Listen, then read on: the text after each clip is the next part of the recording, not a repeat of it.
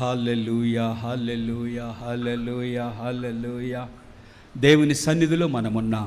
ఒక 2 నిమిషాలు వ్యక్తిగతంగా మీరు ప్రార్థన చేసుకోండి. నిత్యముగా నుండి బాహువులు నీకు తోడై ఉన్నాయి.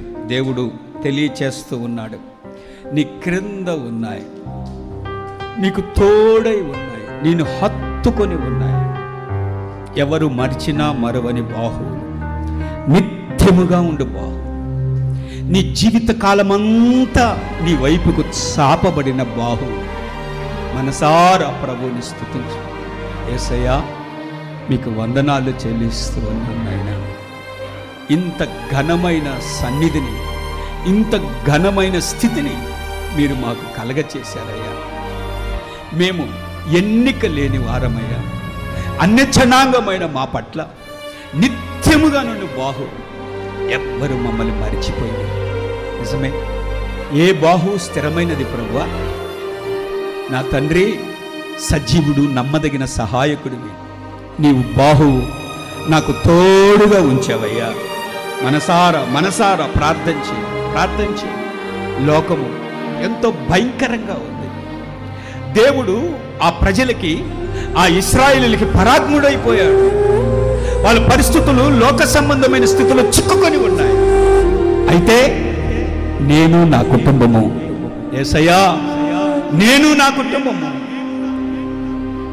నీకు మహత్మముగాను, సూచక క్రియలుగాను, మీ నామానికి మహిమకరంగాను ఈ భయంకరమైన లోకములో మమ్మల్ని మీ బాహువుల మధ్యలో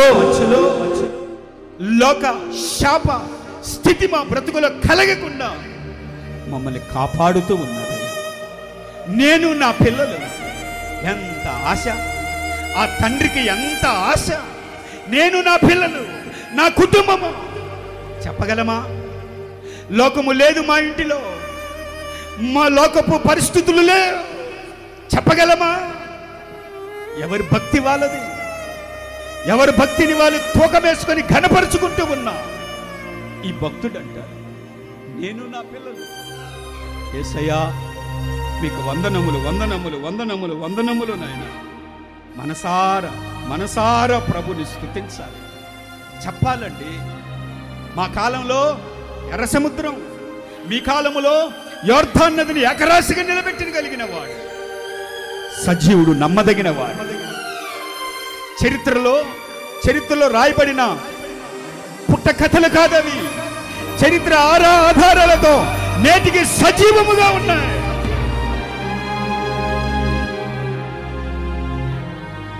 ఘనులకి, అధికారులకి, ప్రధానికి లేని ఆయన బాహువు, ఆయన రక్షణగారు మన కుటుంబానికి ప్రభు ఇచ్చాడు. నాకు దేవుడు తోడై వచ్చాడు. యేసయ్యా, మీకు స్తోత్రమయ్యా.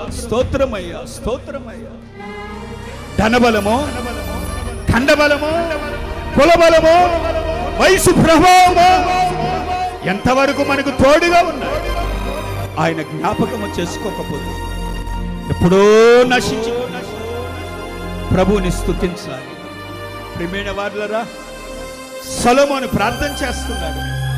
ప్రజలు నీ యొద్దకు వస్తారయ్యా, నీ ద్వారా వారి అవసరతలు తీర్చబడాలని కన్నీళ్లతో నీ ఎదుటకు వచ్చి నిలబడతారయ్యా. నీ సన్నిధిలో మోకరిల్లుతారయ్యా. ఎవరు తీర్చలేని సమస్యలు, ఎవరికి చెప్పుకోలేని అవమానాలు, బ్రతుకు భారంగా మోయలేని పరిస్థితులలో ఏదో దాసత్వములు చిక్కుకున్నట్టుగా యేసయ్యా నీ ఎదుటకొచ్చి ప్రార్థన చేస్తున్నప్పుడు వారికి నీ బాహు చాపయ్యా. ఈ ప్రసిద్ధి కలిగిన ఈ మందిరములో నీ బాహువు చాపయ్యా. నీ ప్రజల కన్నీళ్లు తుడువయ్యా. వెంటనే జవాబు దయచేయి. నీ ప్రజలని స్వస్థపరచు ప్రభువా. నీ ప్రజల స్థితిని మార్చయ్యా. ఏది కొదవయ్యో, ఏది సమస్యాత్మకంగా దయతో జ్ఞాపకం చేసుకో. చేతులు చాచి ప్రార్థన చేస్తూ నీ బాహువు వారికి తోడుగా వారిని హత్తుకో ప్రభువా. నీవు ఒక్కసారి హత్తుకుని జీవితకాలం అంతా వారికి విడుదల కలుగుతుంది నాయనా. సహాయకుడా, శాశ్వత కాలం నిత్యముగా నుండి విశ్రమించకుని నూతన యెరూషలేము నిత్య సీయోను కట్టబడుటకై విశ్రమించకుని. దేవుని పని నీ భుజ స్కంధాల మీద వేసుకోవాలి. గతములో చేశావు, సోమరివయ్యావో, బలహీనుడవయ్యావో, ఆత్మలో చల్లారిపోయావో, పరిశుద్ధ జనమనియు యెహోవా విడిపించిన విమోచించిన ప్రజలని పేరు పెట్టబడుతుంది. వారు నూతన యెరూషలేముగా సీయోనుగా ఆయన సన్నిధిలో కనపడతారు. నా ప్రభువా, నీ బాహువుల మధ్యలో నన్ను చేర్చుకొని నీ పనిలో నేను నడిపించబడే భాగ్యమును నాకు దయచేయి. ప్రార్థన చేసుకోండి.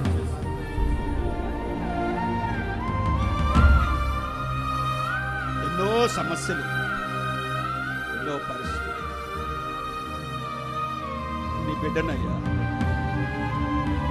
నీకు ఎదురుగా నేను నిలవలేనయ్యా. నేను ఎదిరించి నేను పోరాడలేను. నా స్థితి ఎరిగిన దేవుడు నీ పాదాలు పట్టుకుంటూ ఉన్నదయ్యా. విశ్రమించ నీ పనిలో నడిపించబడే నాకు యోగ్యత దయచేయి, చురుకుతనము దయచేయి. యేసయ్యా, నీవు కోరిన ప్రజలుగా, పరిశుద్ధ ప్రజలుగా, విమోచించిన జనముగా, పరిశుద్ధమైన పట్టణముగా కట్టబడే కృప నీకు.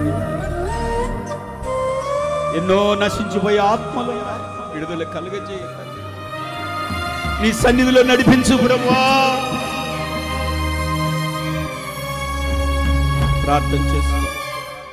ప్రార్థన చేసుకోండి. నా ప్రియమైన వారులారా, కన్నీటిని తొడవగలిగిన వారు నీ కొరకు తన బాహువును చాపాడు. లేనిది ఉన్నట్టుగా సృష్టించగలిగిన సృష్టికర్త ఆయన, భూమి ఆకాశములను సృష్టించిన సృష్టికర్త ఆయనకు అసాధ్యమైనది ఏదీ లేదు. తన సంతతిని, అహంకారులని కృంగదీసి పడగొట్టి దీనులని సింహాసనాన్ని ఎక్కించగలిగిన ఆ సింహాసనం మీద నీవు నేను నిలిచుండాలి. ఆ సింహాసనాన్ని నీవు నేను స్వతంత్రించుకో. నా కుటుంబానికి ఈ భాగ్యాన్ని దయచేయి.